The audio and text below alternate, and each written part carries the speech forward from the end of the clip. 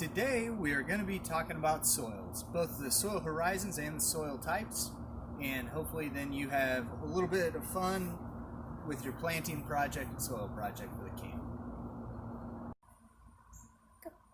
Alright, so first we will talk about soil horizons. No matter where we are in the world, they're going to have the different horizons of soil. And if you look, we have first the D horizon at the bottom, which is going to be our bedrock. That is just a solid rock that is kind of the base for everything. Next, we have the C horizon, which is our weathered rock and parent material. And if you look right here, you can kind of see it's a similar rock to this. It's just been broken down. And next, we have our clay, which you all are probably real familiar with, or our subsoil, which is generally clay in a lot of areas, but our B horizon.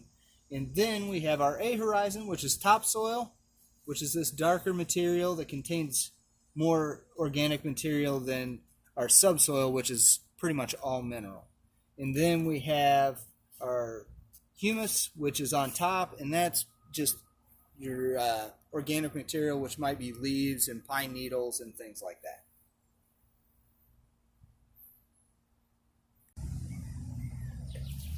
All right, and now let's talk about the four soil types. If you look, we have sand, loam, clay, and silt. Sand, you might have in your play box or you've seen at the beach. This is the soil that has the largest particle size. It's very well drained. It's all mineral materials and there's no organic material in it.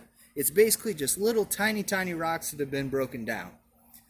If we look right here, we have our clay. Clay actually has the smallest particle size, and when it dries out, it almost gets as hard as a rock. This is very poorly drained soil. If you notice, when it rains, it'll stay wet for a really long time when it gets saturated, and it also doesn't absorb water very well. Right here at the back side, you can see this is silt. This is where you would find usually near bodies of water, in places where there's a little bit of erosion and water movement. It's a very fine, almost kind of a silky feel to it, and it contains both mineral and a fair amount of organic material. And then right here we have loam. Loam is a mixture of everything all together.